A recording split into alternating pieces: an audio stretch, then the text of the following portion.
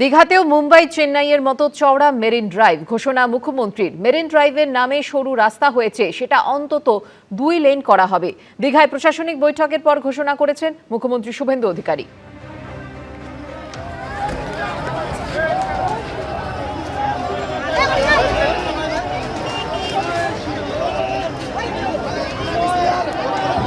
আমরা একদম দাঁড়িয়াপুরের পেটুয়া পর্যন্ত কোস্টাল এলাকাকে এর সঙ্গে সংযুক্ত করতে চাইছি।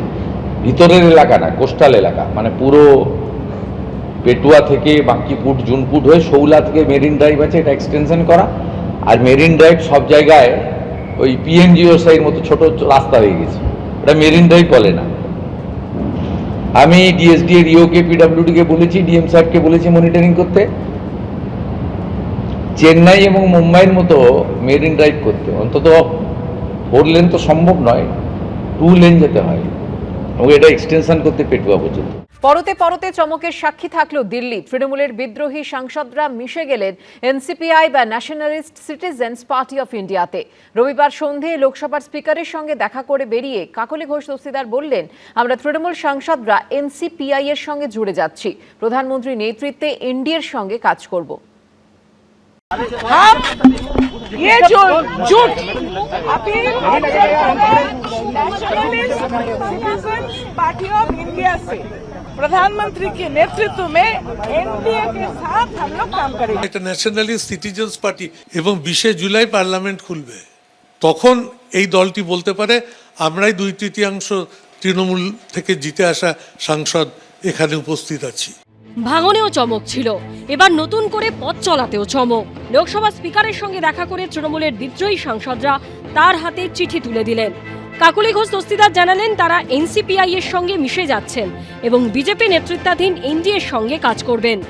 हम लोग एआईटीसी से चुने हुए 20 सांसद स्पीकर साहब से मिलकर अलग बैठने का चिट्ठी दिया और ये 20 सांसद जो हमारे कुल मिला के जितने हैं उसमें से 2/3 से ज्यादा है।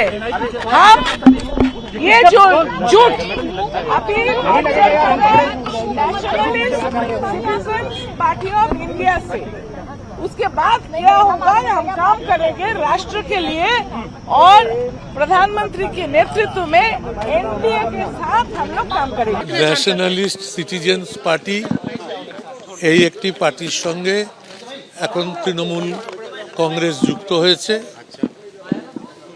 এবং স্পিকার মহোদয়ের কাছে গিয়ে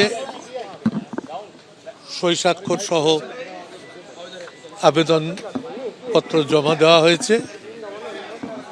এরপর লোকসভা খুলবে 20 জুলাই, তার আগে আমাদের আলাদা ব্লক থাকবে, সেই ব্লকে আমাদের আলাদা করে দপ্তর দেওয়া হবে ওই নতুন লোকসভার মধ্যে। তারপরে আরও একটি যে তৃণমূল কংগ্রেসের নামে আবার যে যাদের উপস্থিতি দেখা যাবে, তখন দুই পক্ষের মধ্যে কোনটা আসল তৃণমূল তা নিয়ে একটা আদালতে যাওয়া হবে এবং সেখান থেকে যা নির্ধারিত হবে সেটাকে মেনে নেওয়া হবে।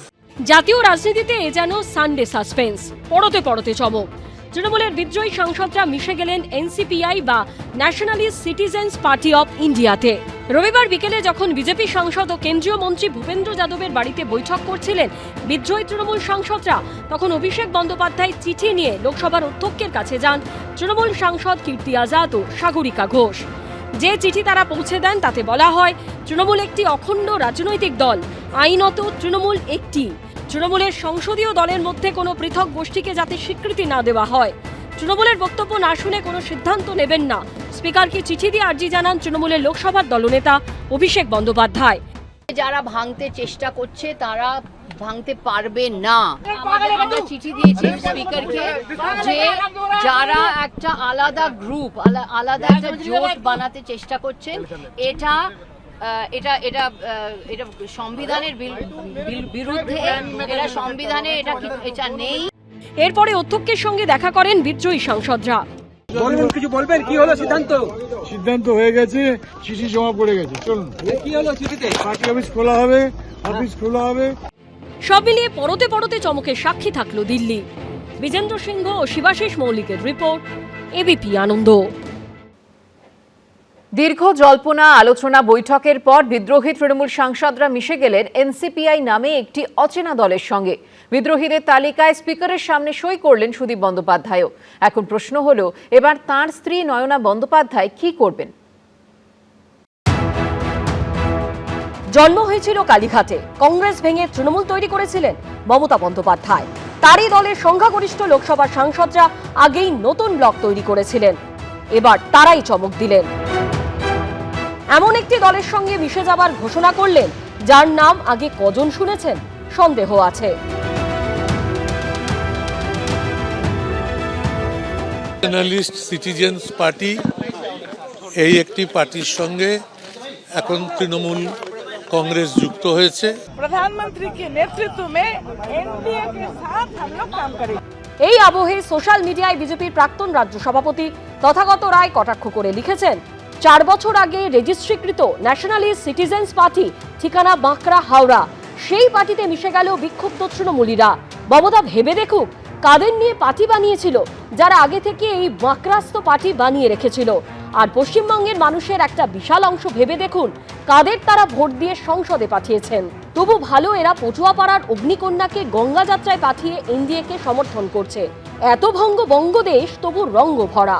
সোশ্যাল মিডিয়ায় কটাক্ষ করে কুণাল ঘোষ লিখেছেন, শেষে ওটা কোন দল, নাকের বদলে নড়ুন, বিজেপির বন্ধু হব, কিন্তু বিজেপি তো দরজা খুলল না। মার্চ করার হলে সরাসরি বিজেপি না হয়ে এসব কি? বিজেপিও ওদের নিতে চায় না, শুধু ব্যবহার করছে। বাঘিনীর ছাতার তলা থেকে বেরিয়ে আজ ব্যাঙের ছাতার তলায়। বিজেপি বিরোধী ভোটে জিতে বিজেপির কোলে। রাজ্যসভার ইস্তফা মডেলের দম হলো না লোকসভায়। এদিকে নতুন প্রশ্ন হলো, সুদীপ বন্দ্যোপাধ্যায় মমতা বন্দ্যোপাধ্যায় সঙ্গ ছাড়ার পর তার স্ত্রী তৃণমূল বিধায়ক নয়না বন্দ্যোপাধ্যায় কি করবেন? জিতেছি ভোট কলকাতা শহর থেকে লোকসভা বিধানসভা মিলিয়ে 10 বার। আমার স্ত্রী চৌরঙ্গী বিধানসভা থেকে 5 বার জিতেছে। তাহলে স্বামী স্ত্রী মিলিয়ে একটা পরিবার থেকে জিতেছে 15 বার। স্বাধীন ভারতে দ্বিতীয় কোনো পরিবার নেই। সুদীপদা বা নয়নাদি কারুর সঙ্গেই আমার কথা হয়নি। তো কথা হয়নি মানে এই নয় যে রাত্রিবেলা সুদীপদার সাথে কথা হবে না বা কালকে নয়নাদির সাথে কথা হবে না। এখন এই 64 থেকে সংখ্যাটা আরো বাড়তে পারে। পাল্টা কটাক্ষ ছুড়ে দিয়েছে মমতাপন্থী তৃণমূল। সুদীপদা 2-3 দিন আগে ফোন করেছিলেন, 3-4 দিন আগে, যে এই কুণাল তুমি মমতার বাড়িতে সিআইডি গেছে? আমি বললাম, হ্যাঁ দাদা আমি ওখানে পৌঁছে গেছি, আমি আছি ওখানে। বললো তো থাকো, নয়না ওখানে যাচ্ছে। তো আমি অপেক্ষা করছিলাম, অপেক্ষা করতে করতে দেখি রাত এলো, ভোর হলো, দুপুর হলো, আবার রাত এলো, দিন বদলালো, নয়নাদি এসে পৌঁছলেন না। এদিকে কুণাল ঘোষের বিতর্কিত মন্তব্য প্রসঙ্গে নয়না বন্দ্যোপাধ্যায় কার্যত হুঁশিয়ারির সুরে জানিয়েছেন, কুণাল ঘোষ যা বলেছেন তারপর দল তার বিরুদ্ধে ব্যবস্থা না নিলে তিনি তৃণমূলে থাকবেন কিনা তা নিয়ে সিদ্ধান্ত নেবেন। বিজেন্দ্র সিংহ, শিবাশিস মৌলিক ও অনির্বাণ বিশ্বাসের রিপোর্ট, এবিপি আনন্দ। দলে যারা সর্বাধিক ক্ষমতা উপভোগ করেছে তারাই সবার আগে পালিয়েছে। তৃণমূলের দলের ভাঙন নিয়ে মুখ খুললেন দেবাংশু ভট্টাচার্য। দলের বহু কার্যকলাপে তিনি যে চরম অখুশি তাও স্পষ্ট করে দিয়েছেন কার্যত। শনিবারই তৃণমূলের আইটি সেলের দায়িত্ব থেকে সরানো হয়েছে দেবাংশু ভট্টাচার্যকে, বদলে আনা হয়েছে উপাসনা চৌধুরীকে। এদের কোনো আইডিওলজি নেই, এদের কোনো শুধু তোলাবাজি ছাড়া এই দলের তো কোনো এজেন্ডাই ছিল না। সেই জন্য দলটা ভেঙে মানে শেষ হয়ে যাচ্ছে। बीजेपी पश्चिम बंगाल में ऑपरेशन लोटस का इंचार्ज है, उनसे वो मिलेंगे, ये तो कोई आश्चर्य बात नहीं है। আজকে সেই অভিষেক ব্যানার্জি, সেই মমতা ব্যানার্জি, সেই পার্টি কোথায় গেল? রাজনীতিতে ভাঙা গড়া চলে, কিন্তু ভোটের ফল বেরোতেই 15 বছর ক্ষমতায় থাকা একটা দল যেভাবে টুকরো টুকরো হয়ে গেল তা কার্যত আগামী দিনে গবেষণার বিষয় হতে পারে।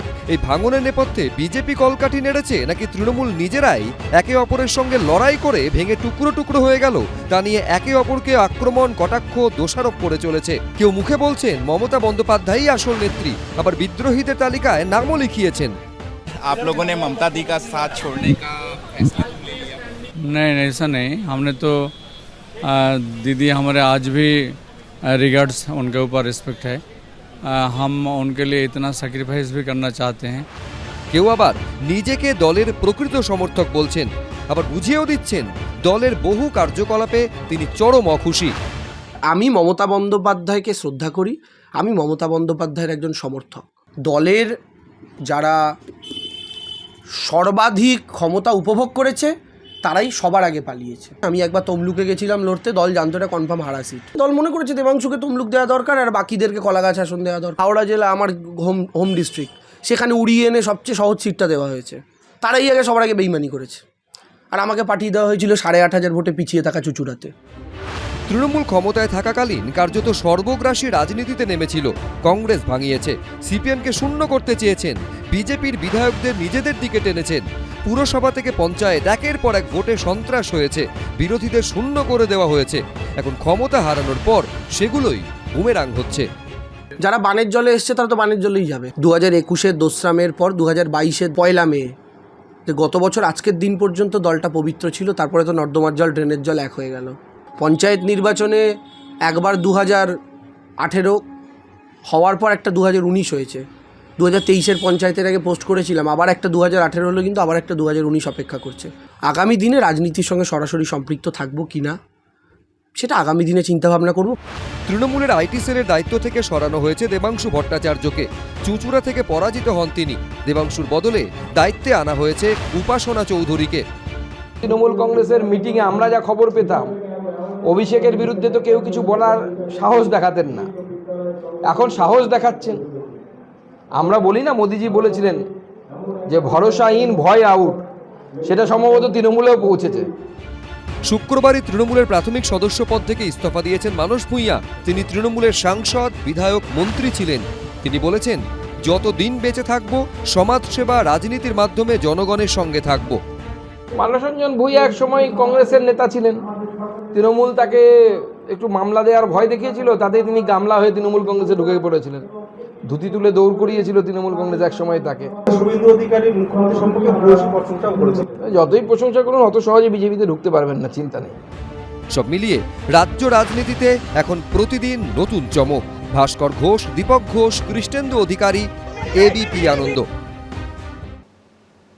শেষমেশ সুর বাঁধা হলো রবিবাসরীয় রাতে। তৃণমূলের বেসুরো সাংসদরা মিশে গেলেন nationalist citizens party of India বা এনসিপিআই নামে একটি দলের সঙ্গে। এই পরিস্থিতিতে যাঁরা এখনো মমতা বন্দ্যোপাধ্যায় তৃণমূলে রয়েছেন, তাদের একাংশের সঙ্গেও অভিষেক বন্দ্যোপাধ্যায়ের সংঘাত রয়েছে। लेकिन अभिषेक बनर्जी जो नेता है ना, उसको हम लोग मानते नहीं है भैया। बहुत दुख की बात है, वो लोग मेरा बात শুনতে নেই।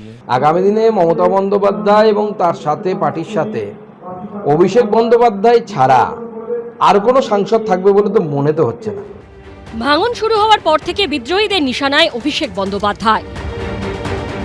লাস্ট যে সেশন আমি অ্যাটেন্ড করেছিলাম, আমি একটা প্রশ্ন জমা দিইনি। তার কারণ হচ্ছে, হঠাৎ করে এই কলকাতার ক্রাউন প্রিন্স, সে তার দিল্লির রিংমাস্টার আমাদের ডেকে বলল যে আর কেউ কোনো প্রশ্ন দিতে পারবেন না। এই পরিস্থিতিতে যারা এখনো মমতা বন্দ্যোপাধ্যায় তৃণমূলে রয়েছে, তাদের একাংশের সঙ্গেও অভিষেক বন্দ্যোপাধ্যায়ের সংঘাত বাজছে। শনিবার সন্ধ্যায় মমতা বন্দ্যোপাধ্যায়ের কালীঘাটের বাড়িতে বসে তৃণমূলের কর্মসমিতির বৈঠক। সাংগঠনিক রদবদল নিয়ে ডাকা সেই বৈঠকে উপস্থিত ছিলেন মমতা বন্দ্যোপাধ্যায়, অভিষেক বন্দ্যোপাধ্যায়, কুণাল ঘোষ, সৌগত রায়, কল্যাণ বন্দ্যোপাধ্যায়, শোভনদেব চট্টোপাধ্যায়, দোলা সেন ও ডেরেক ওব্রায়েনরা। তৃণমূল সূত্রে খবর, ওই বৈঠকে মমতা বন্দ্যোপাধ্যায়ের সামনেই কুণাল ঘোষের চ্যালেঞ্জের মুখে পড়েন অভিষেক বন্দ্যোপাধ্যায়।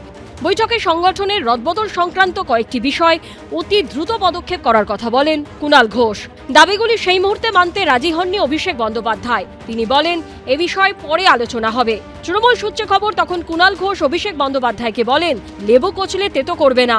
এরপর অভিষেক বন্দ্যোপাধ্যায় কুণাল ঘোষকে বলেন, সুমিত রায় সম্পর্কে আপনি সংবাদ মাধ্যমে বিরূপ বিবৃতি দিয়েছেন। কুণাল ঘোষ বলেন, 100% বলেছি, কারণ সুমিত রায় দলের কেউ নন এবং তাকে কোনোভাবেই আমি দলের তরফে বিবৃতি দিয়ে ডিফেন্ড করতে পারবো না। অভিষেক বন্দ্যোপাধ্যায় বলেন, আপনি আমার সম্পর্কেও বিরূপ মন্তব্য করেছেন। কুণাল ঘোষ বলেন, আমি তোমার সম্পর্কে কোনো বিরূপ মন্তব্য করিনি। অভিষেক আমাদের দলের সর্বভারতীয় সাধারণ সম্পাদক, দলের অবস্থানে আমার নেতা, এবং ও বয়সে আমার থেকে ছোট হলেও ও আমাদের দলের অন্যতম শীর্ষ নেতা, আমাদের নেত্রী মমতা বন্দ্যোপাধ্যায়। আমি ওকে খুবই ভালোবাসতাম বা বাসি। তৃণমূল সূত্রে খবর, শনিবারের বৈঠকে কুণাল ঘোষ ও অভিষেক বন্দ্যোপাধ্যায়ের মধ্যে কথা কাটাকাটি চরমে ওঠে। তখন মমতা বন্দ্যোপাধ্যায় চেয়ার থেকে উঠে আসেন। অভিষেক বন্দ্যোপাধ্যায় ও কুণাল ঘোষ দুজনেরই মাথায় হাত রেখে বলেন, কুল কুল। এখন মাথা ঠান্ডা করে একসঙ্গে কাজ করতে হবে, এখন মাথা গরম করার সময় নয়। সূত্রের খবর, কুণাল ঘোষ তখন মমতা বন্দ্যোপাধ্যায়কেও জানিয়ে দেন অভিষেক বন্দ্যোপাধ্যায়ের পিএ সুমিত রায়কে সমর্থন করে তিনি কোনো বিবৃতি দিতে পারবেন না। পরিস্থিতি সামলানোর চেষ্টা করেন কল্যাণ বন্দ্যোপাধ্যায়ও। আমি তো সুমিত রায়ের মুখপাত্র নই, সে কত বড় জিনিস আমি সে নিয়ে কোনো মন্তব্য করছি না। অভিষেক বন্দ্যোপাধ্যায়ের আপ্তসহায়ক সুমিত রায়ের খোঁজে শুক্রবার গভীর রাতে অভিষেক বন্দ্যোপাধ্যায়ের কালীঘাট রোডের বাড়িতে যায় শালবনী থানার পুলিশ। সূত্রের খবর, 4 ঘন্টা ধরে ডাকাডাকি সত্ত্বেও দরজা না খোলায় ভাঙা হয় তালা। পুলিশের দাবি, জমি জালিয়াতি ও প্রতারণা মামলায় ধৃত প্রাক্তন তৃণমূল বিধায়ক সুজয় হাজরাকে জেরা করে উঠে এসেছে অভিষেক বন্দ্যোপাধ্যায়ের আপ্তসহায়ক সুমিত রায়ের নাম।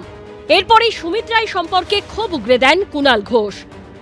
সুমিত রায় জাতীয় লোকজন, এরা গোটা পার্টিটার 12টা বাজিয়ে দিয়েছে। বিরাট বড় বড় ব্যাপার, ফেরেবাজগুলো কোথায়? সব মিলিয়ে মমতা বন্দ্যোপাধ্যায়ের তৃণমূল এখন এলোমেলো। অনির্বাণ বিশ্বাস ও অর্ণব মুখোপাধ্যায়ের রিপোর্ট, এবিপি আনন্দ। এবিপি আনন্দ, এগিয়ে থাকে, এগিয়ে রাখে।